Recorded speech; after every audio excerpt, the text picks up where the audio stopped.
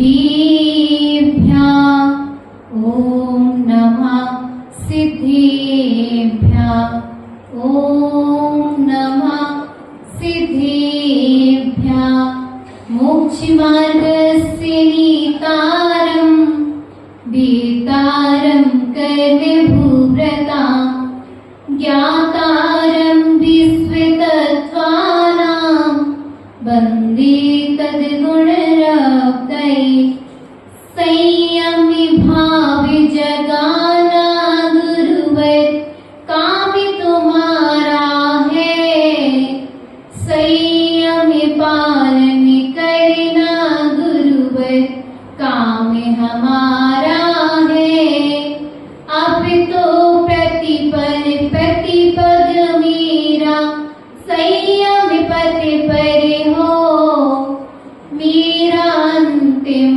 मरण समाधि तेरे दर पर हो तेरी छत्र छाया भगवन मेरे सिर पर हो मेरा अंतिम मरण समाधि तेरे दर पर हो। देवादेव चिंतामणि से पार्श्वनाथ भगवान की, मुंड सिंह आदिनाथ भगवान की, आचार्य से विभव स्वामी जी महाराज की, आनिकमा सिद्ध श्री माता जी की, 3 कम 9 करोड़ महामुनि राजों की, अहिंसा में विश्व धर्म की।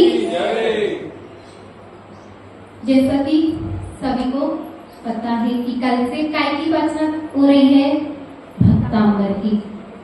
तो भक्तांबर का कल पहला काव्य हो गया था, तो उसमें क्या कहा है भगवान की आचार्य मानतुंग आचार्य ने कि हमको जैसे कि श्रद्धा ऐसी रखनी चाहिए कि जैसे कि अंधकार में सूरज, अंधकार होता है तो सूरज आता है और अंधकार को नष्ट कर देता है, वैसे ही कि हमारे अज्ञान रूपी अंधकार को भी कौन नष्ट करता है? भगवान का प्रकाश यानी भगवान का ज्ञान हमारे अंधकार को नष्ट कर देता है। वैसे ही हमारी श्रद्धा होनी चाहिए। और आप दूसरे स्त्रोत के माध्यम से क्या बता रहे हैं आचार्य भगवान कि हमारी स्तुति का फल कैसा होगा, हम स्तुति कैसी कर सकते हैं। तो भक्तामर प्रणति मोरि मणि प्रमाणा मोद्युतकं दलिति पापितमो वितानं सम्यक् प्रणं मेदिनिपादियुगं युगादा बारम्बनं भविजले पतितां जनानां या संस्तुता सकरे वाङ्मये तद्विबोधा दोद्भूते बुद्धिपटुभिः सूर्यलोकिनाथै स्रोतै जगत्तितै चित्ते हरिरुधारे स्तोषै किलाहमपितं प्रतिमं जिनेन्द्रम्। इस स्त्रोत में सबसे पहले किसको नमस्कार किया है? प्रथम जिनेन्द्र। प्रथम जिनेन्द्र यानी आदिनाथ भगवान को। संसार का मतलब क्या है? संसार का मतलब क्या है कि संसार का मतलब के 3 लोग है क्या? नहीं। भगवान आचार्य परमेष्टि कहते हैं संसार का मतलब है हमारी आत्मा। क्या? हमारी आत्मा। अगर आत्मा अपन शुद्ध रखेंगे यानी अपन आत्मा में जैसे भी विचार रखेंगे कि हम कभी कभी कोई गुरु के प्रति भी गलत विचार कर लेता है और कोई कोई गुरु के प्रति भी अच्छे विचार कर लेता है, तो जैसे आप विचार रखोगे वैसा आपका संसार होगा। जैसे आप जैसी श्रद्धा करोगे वैसा आपको फल मिलेगा। इसलिए कभी भी गुरु जो बोल रहे हैं उस पर आश्रद्धान नहीं करना कि गुरु ने ये बोल दिया तो ये कैसे होगा। जो बोला है चाहे आपको कितना भी असंभव लग रहा है कि गुरु ने ये बोला है मेरे से ये कार्य नहीं हो पाएगा, मगर गुरु ने बोला है तो कुछ सोच समझ के ही बोला होगा। गुरु तो या तो बोलेंगे नहीं या बोलते हैं तो बहुत पहले विचार कर लेते हैं कि ये कर पाएगा कि नहीं, तभी उसी से जो पात्र है, योग्य है, उसी से बोलते हैं। ऐसे हर किसी से नहीं बोलते हैं। गुरु भी पारदर्शी होते हैं कि वो अपने अंदर की भावना को समझ जाते हैं कि तुम्हारे हमारे प्रति कैसे विचार हैं, अच्छे विचार हैं क्या बुरे। इसलिए कभी भी गुरु के पास आओ तो भगवान गुरु से कहना कि हम आपके पास आए तो हैं, मगर हमारे मन में कभी भी आपके प्रति गलत विचार ना आए। नहीं तो अगर आप गुरु के पास आए और गलत विचार कर लिए तो कहाँ जाओगे, कहाँ जाओगे? डायरेक्ट नरकों में जाओगे। इसलिए कभी भी आप गुरु के पास आओ तो गलत विचार मत करो। आचार्य भगवान कहते हैं संसार का मतलब क्या है? क्या है? आत्मा। आत्मा कहाँ होती है? शरीर में। अगर आपके शरीर में कुछ रोग हो गया तो आप क्या करोगे? उसकी औषधि करवाओगे ना। उसी प्रकार जैसे सम्यक दर्शन है, सम्यक ज्ञान है और सम्यक चारित्र है, इसमें अगर एक चीज में भी आपकी कमी हो गई, श्रद्धा में थोड़ी सी ऊंचा नीचा हो गया, तो आचार्य परमेष्ठी कहते हैं हमारे पास आओ और औषधि ले जाओ। अगर किसी भी के मन में कुछ भी विचार चल रहा है कि ये ऐसा नहीं ऐसा है, तो सबसे पहले तो आओ, अच्छे विनय से बैठो और आचार्य से पूछो क्या आचार्य ऐसा सही है क्या। अगर आप अपने मन में हमेशा विचार करते रहे हो कि नहीं मैं पूछूंगा तो ये ऐसा हो जाएगा, नहीं, आओ। और जैसे शिशु रहता है ना, छोटा सा बच्चा आता है और माँ से पूछता है माँ मेरे ये हाथ छप गए, खराब हो गए, तो वो आगे तुरंत बता देता है ना कि माँ मेरे साथ ऐसा हो गया। वैसे ही एक शिशु की बाती आओ और आपकी जो भी शंका है तो बता दो, तो आपके गुरु उसका निवारण कर देंगे। नहीं तो आप मन में जितना भी सोचोगे उतना ही आपको विकल्प में जाओगे। और कहते हैं चिंता ही चिता है, चिंता चिता बना देती है। इसलिए कभी भी गुरु के पास आओ तो अच्छे भावों से आओ, ना कि बुरे भावों से। तब मैं विभाव में डूब जाता हूँ, यानी मैं बुरे विचारों में डूब जाता हूँ, तो कौन हमारी रक्षा करेगा? कौन रक्षा करेगा? अगर गुरु नहीं होंगे आपके पास, आज के तो भगवान तो हैं, भगवान मगर आपको उपदेश देने नहीं आ रहे हैं। कौन आएगा आपको उपदेश देने के लिए? गुरु। तो इसलिए भगवान तो आप मानते हो भगवान को, मगर गुरु को भी उतनी ही श्रद्धा से मानो जितनी श्रद्धा से आप भगवान को मान रहे हो। आचार्य परमेष्ठी कहते हैं नदी में डूबते व्यक्ति चिल्लाएगा तो उसको सभी बचा लेंगे, कोई ना कोई तो उसको बचा ही देगा, मगर जो संसार समुद्र में डूब रहा है उसे कौन बचाएगा? तो आचार्य परमेष्ठी कहते हैं तत्पाद चरण, यानी आपके दोनों चरण में जो अच्छे से आ गया, अच्छी श्रद्धा से, श्रद्धा भक्ति से आ गया और अपनी मति को यानी अपनी दुर्गति को जिसने सुधार लिया कि मैं भगवान के पास तो आ रहा हूँ मगर मेरा ये काम हो जाए, तो ऐसी कभी भी सोच लेंगे ना तो गुरु के पास आओ ना भगवान के पास आओ, नहीं तो आपका वो काम बन रहा होगा तो वो भी नहीं बनेगा। क्योंकि आचार्य परमेष्ठी कहते हैं कि गुरु के पास शिशु की तरह आओ, ना कि अपने कामों को करवाने के लिए। इसलिए निरंतर अपना चिंतन ही हमें डुबाता है, अपना चिंतन ही अपन को डुबाता है और अपना ही चिंतन अपन को पार लगा देता है। इसलिए निरंतर तृष्णा रूप लालच हमें नहीं करना चाहिए। और आचार्य परमेष्ठी कहते हैं हम आपके पास आएंगे भगवान के पास, जितनी देर हम आपके पास आएंगे तो हमारा धर्म ध्यान होगा, हमारे आत्म चिंता होगी कि हमको क्या करना है, हमको आपके जैसा बनना है, और बुरे विचार नहीं आएंगे तो हम कहाँ नहीं जाएंगे। उतनी देर के लिए तुम्हारा तिरंज गति से बंद नहीं होगा। और अगर हम भगवान के पास भी आके मायाचारी करेंगे तो कहाँ पर क्या बनेंगे? बनते हैं? बिल्ली, तिर्यंच बनते हैं ना।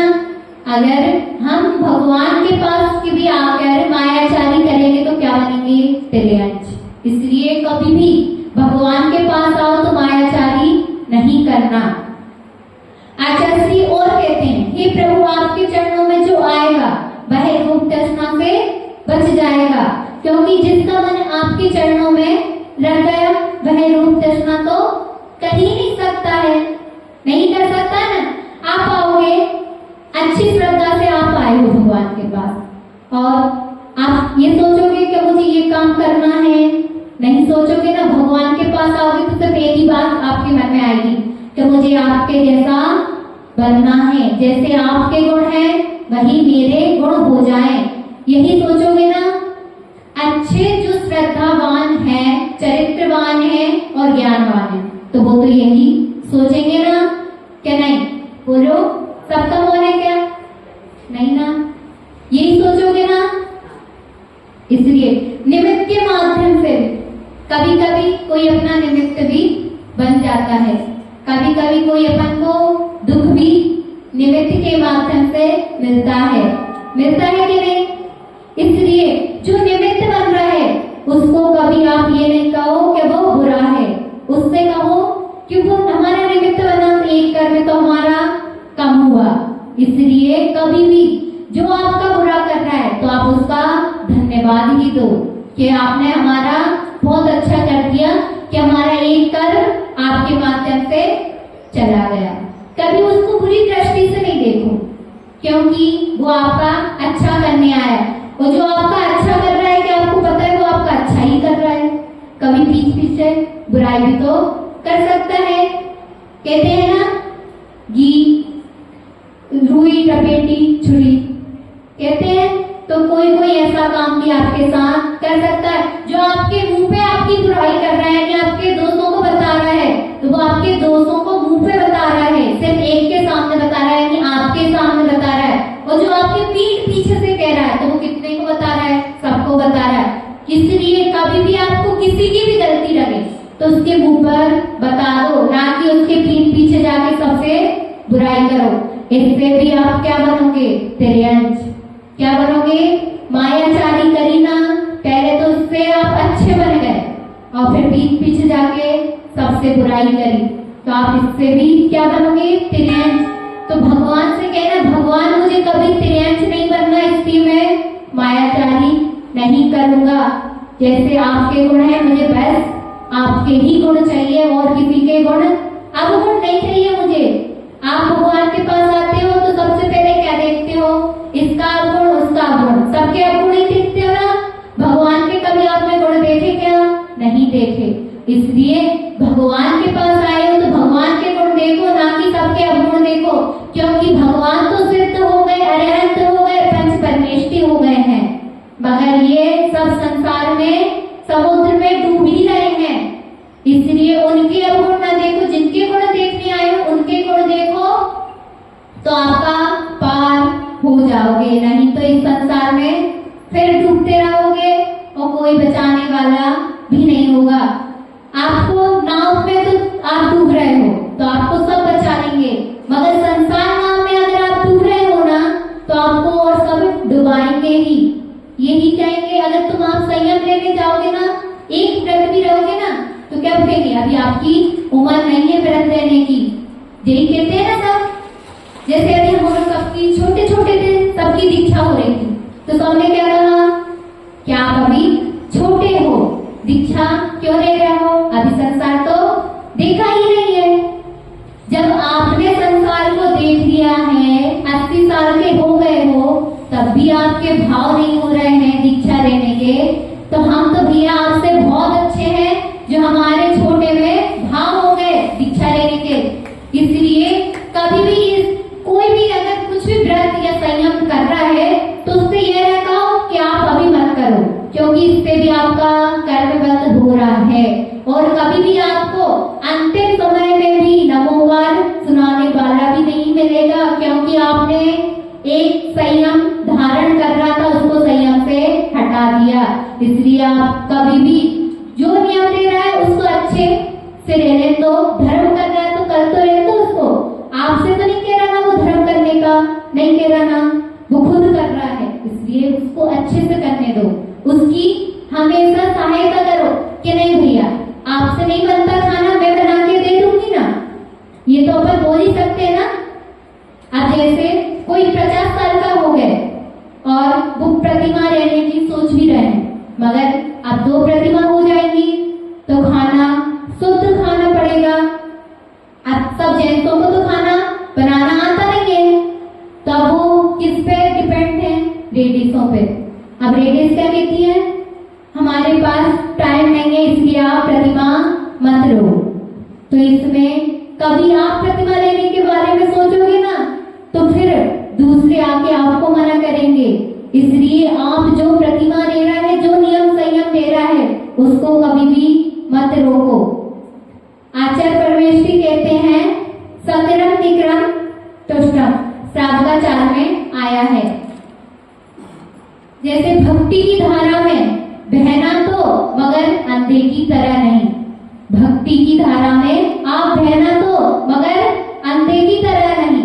जैसे कि भक्ति में बहुत जने बहे हैं, जैसे मीरा ने भक्ति की है मगर अंधे की तरह नहीं की, सबरी ने भक्ति की मगर अंधे की तरह नहीं की है, उसने अपने ज्ञान विवेक के साथ भक्ति की है। इसलिए कभी भी आप भक्ति करो तो अंधे की तरह नहीं करना कि वो सम्यक दृष्टि साधु है और वो मिथ्या दृष्टि। जो साधु बना है वो आपसे तो श्रेष्ठ ही है क्या नहीं है? है क्या नहीं? है ना श्रेष्ठ, क्योंकि उसने क्या क्या छोड़ा, एक तो घर छोड़ा, ऊपर इतना सारा जो परिचय आप लोग नहीं छोड़ पाते, उन्होंने सोचा विचारा भी नहीं और छोड़ दिया। छोड़ा क्या नहीं छोड़ा? अपने सब मोही जनों को छोड़ा, जिनसे उनको सबसे ज्यादा राग था, उनको भी छोड़ दिया। तो वो आपसे श्रेष्ठ तो है। और आप लोग कितनी बार खाना खाते हो? दिन भर में 3-4 बार खाई लेते हैं।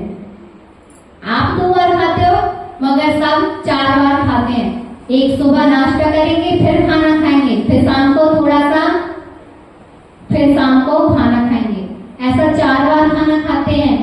और साधु कितनी बार खाना खा रहा है? सिर्फ 1 बार। 1 बार ही खा रहा है ना, भोजन 1 बार ही करते हैं, आहार 1 ही बार ही लेते हैं, फिर भी क्या कहते हैं वो साधु अच्छे नहीं, वो साधु अच्छे हैं। क्या वो 2 बार भोजन कर रहे हैं? क्या साधु नहीं कर रहे, वो भी 1 ही बार कर रहे हैं, वो भी वो ही चर्या कर रहे हैं, मगर फिर आंखों का सिर्फ फर्क हो जाता है। जो अपन को अच्छे रखते हैं तो उनकी गलतियां भी नहीं दिखती हैं, और जो थोड़े से अरे यार वो तो ऐसे हैं, अगर थोड़ी सी भी उसमें थोड़ी सी गलती होगी तो अब राजा सैनिक की तरह बनो ना, कि उसके पास जाओ और अच्छे से भक्ति पूर्वक बैठो और उनका उपमोहन करो, उनको समझाओ कि नहीं ये थोड़ा सा गलत है, इससे आपकी अप्रभावना होगी। अगर नहीं समझते हैं तो आचार्य परमेष्ठी कहते हैं कि अपन को उनके ऊपर श्रद्धा नहीं हटानी चाहिए। तो अपन उनके पास गए, बैठे, जैसे पहले भक्ति पूर्वक अपन विनय से नमोस्तु बदनामी करते थे, वैसे ही अभी भी करें, ना कि उनसे दूर हो जाए। हमेशा भगवान कहते हैं जो मेरे भरोसे पर है, भगवान कहते हैं जो मेरे भरोसे पर है मैं उस पर भरोसा नहीं करता हूँ, जो मेरे भरोसे पे है उस पर भरोसा नहीं करता हूँ, जो आज मेरे बताए हुए आचरण पर भरोसा करता है मैं उस पर भरोसा करता हूँ। यानी मैंने बता दिया है कि आप आचरण ऐसा करो, श्रावक आप ऐसा ऐसा करो। आदिनाथ भगवान ने 6 महीने तक आहार नहीं मिला था, मगर आदि भगवान चाहते, आदिनाथ भगवान कि मैं आहार नहीं करूं, तो उनका काम तब भी चल जाता, मगर उनने कृपा किस पर की?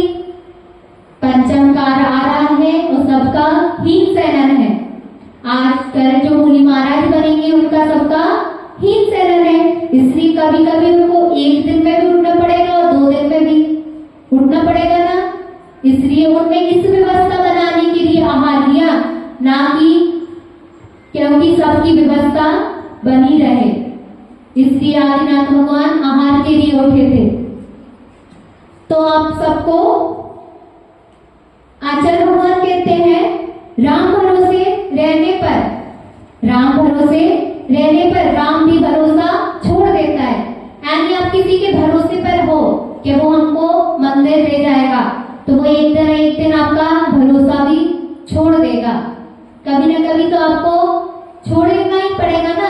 इसलिए उस पर इतना भरोसा मत करो कि आपका भरोसा छोड़ दे वो। आपको जैसे ही कोई आपका भरोसा तोड़ेगा तो दुख भी होगा, चिंतन भी होगी, बुरे विचार भी आएंगे। आएंगे क्या नहीं आएंगे। इसलिए उतना ही भरोसा करो जितना जिस पर करना हो। आचार्य परमेश्वरी कहते हैं कि रोम पर भी भरोसा नहीं करना चाहिए, अपने रोम पर भी भरोसा नहीं करना चाहिए। कब आपकी सांसें रुक जाए। इसलिए जब धर्म करने का मौका मिल रहा है तो कर लो, क्योंकि आपको नहीं पता कि कब आपकी सांसें रुक जाएंगी। और आदिनाथ भगवान ने, मानिक भगवान ने एक बात और कही है कि मैंने तेरे भरोसे यह नाव डाल दी है, अब इसको कौन बचाएगा? तो आप। कौन बचाएगा? आप। इसलिए आपके चरण कमल में मैं आया हूं, तो मेरी आप रक्षा करो। मगर कैसे करेंगे आपकी रक्षा? जब आप उनके ऊपर श्रद्धा रखोगे। कल मैंने बोला था ना कि कमठ के ऊपर भी 10 साल तक उपसर्ग हुआ। कमठ ने 10 साल तक उपसर्ग किया था, मगर पारसनाथ भगवान ने कुछ भी नहीं सोचा था। उसके बारे में अच्छा ही सोचा था कि तूने मेरे लिए भला ही किया है, जो मेरे पूरे उपसर्ग करके मेरे पूरे कर्मों को झड़ा दिया। यही सोचा ना। अपन क्या होंगे? उसके बारे में ही बुरा सोचने लगेंगे, सोचेंगे ना। इसलिए कभी भी किसी के बारे में बुरा नहीं सोचो। आपको लग रहा है कि वो मेरे प्रति बुरा कर रहा है, मगर क्या वो आपके प्रति बुरा कर रहा है? नहीं, वो खुद के प्रति बुरा कर रहा है। आप जब एक उंगली किसी के उठाते हो तो 4 उंगली अपनी साइड होती है। कभी भी किसी के ऊपर उंगली नहीं उठाओ, क्योंकि ये सोचना कि मैं एक उंगली उसके लिए उठा रहा हूं तो 4 मेरी साइड भी आ रही है, कहीं ना कहीं तो मैं भी गलत हूं। आचार्य परमेश्वरी कहते एक हाथ से कभी भी ताली नहीं बजती है, दोनों हाथ से ताली बजती है। वह आचरण सदा, आचरण कैसा करना चाहिए? आचरण कैसा करना चाहिए? सम्यक दर्शन, सम्यक ज्ञान और सम्यक चारित्र के रूप से। यानी आपने सम्यक ज्ञान तो है मगर चारित्र नहीं है, तो सम्यक ज्ञान और सम्यक दर्शन दोनों कुछ काम नहीं कर पाएंगे तब तक आपका चारित्र नहीं है। सिर्फ भूति मुनि महाराज जी को देखो, उनके पास 12 साल तक उनको नमोकार मंत्र याद नहीं हुआ था, मगर गुरु के ऊपर उनको श्रद्धा थी ना, थी, तो उनने गुरु के पहले वो केवल ज्ञान को प्राप्त हो गए। इसलिए कभी भी गुरु पर अश्रद्धा नहीं करना, नहीं तो असमाधि पक्की होगी। असमाधि यानी आपकी समाधि कभी भी नहीं हो पाएगी। इसलिए गुरु जैसे भी आए, आपको नहीं लग रहा है वो गुरु अच्छे, तो उनकी बुराई मत करना, किसी की भी कभी बुराई नहीं करना। अच्छा नहीं कर सकते हो तो बुरा भी नहीं करना। श्रद्धा ज्ञान का एक चारित्र आचरण है। इसलिए एक कहानी आती है चांडाल की, कि चांडाल ने नियम ले लिया कि मैं अष्टमी और चतुर्दशी को हत्या नहीं करूंगा, यानी बलि नहीं दूंगा। तो एक दिन उनके राजा ने बोला कि इस नगर में अगर किसी ने भी मांस का भक्षण किया तो मैं उसको क्या दूंगा, सजा दे दूंगा।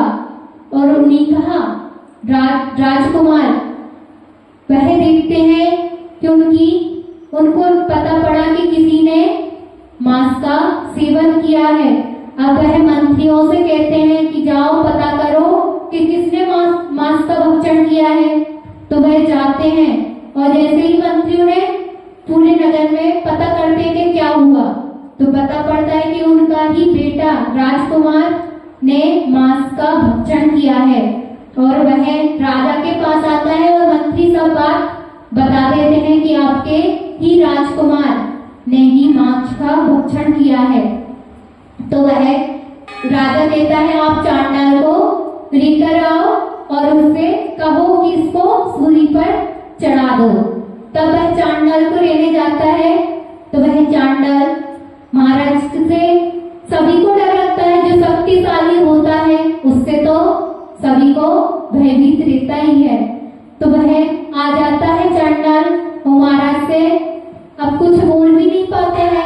तो महाराज से कहता है महाराज ने बोला आपको आज युवराज को फांसी यानी सूली पर चढ़ाना है। तो वह कहता है महाराज मैं नहीं चढ़ा सकता हूँ, क्योंकि मैंने दिगंबर मुनि से नियम लिया है कि मैं अष्टमी और चतुर्दशी को बलि यानी सूली पर नहीं चढ़ाऊंगा। तो वह कहते हैं उनने एक बार पूछा तो उसने मना कर दिया, फिर दूसरी बार पूछा तो मना कर दिया। तो राजा को भी बहुत तेज क्रोध आ गया और मंत्री से कहते हैं मंत्री आप चांडाल को सूली पर चढ़ा दो। तो जैसे ही मंत्री सूली पर चांडाल को चढ़ाने गए, तो अब चांडाल को सूली पर जैसे ही चढ़ाते तो वैसे ही वह जो जिससे फांसी लगाते हैं वह फूलों की माला बन गई और चांडाल की देवों ने आके रक्षा की। देवों ने अच्छे काम करोगे तो आपकी देव भी आके वंदना करेंगे, स्तुति करेंगे, नहीं तो कोई भी नहीं करेगा। अगर आपका नियम देते हो अगर टूट जाता है, एक दिन पंडित जी ने बोला माता जी से, माता जी जैसे नियम लिया मैंने वो मेरा नियम टूट गया तो मैं क्या करूं। तो माता जी बताया था सभी को कि एक दिन बाद उसको तुरंत जब तक को याद आ गया कि मेरा नियम टूट गया तो तुरंत खाते खाते नहीं लेना कि मेरा नियम तो टूट गया। ऐसा नहीं करना कि मेरा नियम मैंने तोड़ दिया। दूसरे दिन फिर उसी नियम को पालना कि मैंने आलू खा दिया था और 1 साल का मेरा आलू का त्याग है। 1 साल का त्याग है तो 1 साल और 1 दिन नियम को पालना। जैसे आप नियम को एक छोटे छोटे नियम रहोगे ना तो एक दिन बड़े नियम रह सकते हो, वो भी आसानी से रहोगे। कभी भी कोई भी साधु बनता है आप देखना, सभी महाराज जी माता जी होंगी हिस्ट्री उठा के देख लेना, जो कभी मंदिर नहीं जाते थे वो ही अधिकतर मुनि महाराज जी बनते हैं। इसलिए क्योंकि जब वो श्रद्धा जो आगे घगिरी रहती है ना वो इधर उधर झलकती है, और अगर जो पूरा घड़ा खाली होगा ना तो उसमें अच्छे से पानी जाता है। इसलिए कभी भी अधघगिरी नहीं बनना। आधा ज्ञान नुकसानदायक होता है, या तो पूरा ज्ञान होना चाहिए या तो नहीं होना चाहिए। इसलिए जिनके पास ज्ञान नहीं होता है वो जल्दी से छोटे छोटे नियम ले लेता है।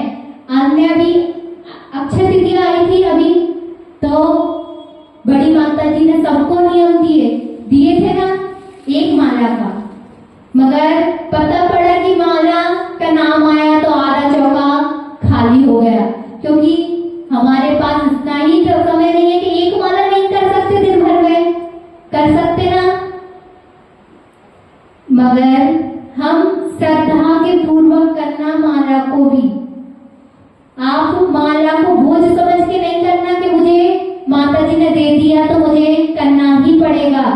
माता जी ने नहीं दिया है, आपका ऐसा पुण्य होगा कि माता जी ने आपको माला दी है। हर दिन तो माता जी नियम नहीं देती है, देती हर दिन के नियम क्या देती है, क्या नहीं देती है ना। कभी कभी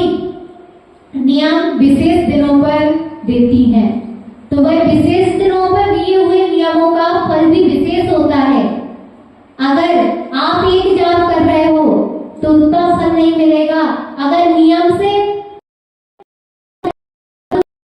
ने आपको नियम दिए और नियम उसको आपको अच्छा फल मिलेगा, तो फल मिलेगा। और अगर नियम के साथ करोगे तो उसका 100 गुना मिलेगा। इसलिए ये नहीं कहना कि माता जी मैं तो नियम, इसलिए तो साधु आपको करके नहीं करना कि मेरा तो ऐसा है। हमें पता है आपका नियम है, मगर आपने कभी भी गुरु के सामने नियम नहीं दिया है, इसलिए आपका है। बोल रहे हैं नियम ले लो तो कुछ सोच विचार के ही बोल रहे होंगे, इसलिए नियम ले लेना। और कभी भी आचरण से भ्रष्ट नहीं होना, क्योंकि आचरण से जो भ्रष्ट हो श्रद्धा चारित्र सबसे भ्रष्ट हो जाए।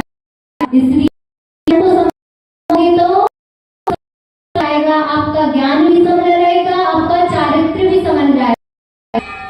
इसलिए आचरण अच्छा बनाए रखना, अहिंसा में विश्व धर्म की आचार्य श्री विभव सागर जी महाराज की, आरिका सीता जी की।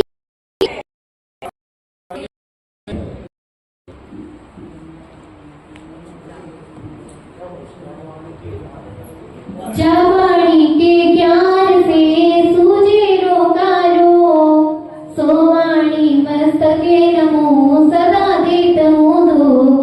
हे जिन वाणी भारती तो ही जपो जिन ने, जो तेरी सज रहे सो पावे सुख चैन।